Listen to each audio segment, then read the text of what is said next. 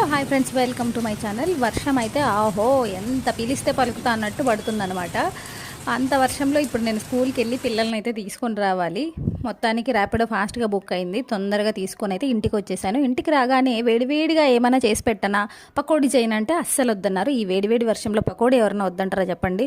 సరే చేసేది ఏమీ లేక కార్న్స్ ఉంటే అవి గ్రిల్ చేసి ఇస్తానంటే అవి కూడా టేస్ట్ నచ్చలేదంట. ఇంకా మార్నింగ్ పొంగనాలు వేశాను. దాంట్లో కొంచెం పిండి మిగిలితే ఇంకొంచెం నీళ్ళు వేసేసి పేపర్ లాంటి పలుచనైన దోశ వేసి అయితే ఇచ్చేసాను. తిన్నారు. కార్న్స్ అయితే ఇక్కడ రెడీ అయిపోయాయి. వాళ్ళు అన్నట్టు అన్నమాట నిజమే. ఎందుకంటే నాటు మొక్కజొన్న కంకులు అయితే టేస్ట్ బాగుంటాయి. ఇవి స్వీట్ కార్న్ కాబట్టి నాకు కూడా అంత టేస్ట్ ఏమి అనిపించలేదు.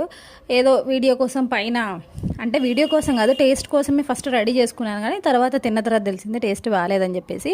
నాటువైతే ఇట్లా పైన చిల్లీ పౌడర్, కొంచెం సాల్ట్ వేసేసి లెమన్తో అలా రుద్దేసుకొని తింటే టేస్ట్ సూపర్ ఉంటుంది.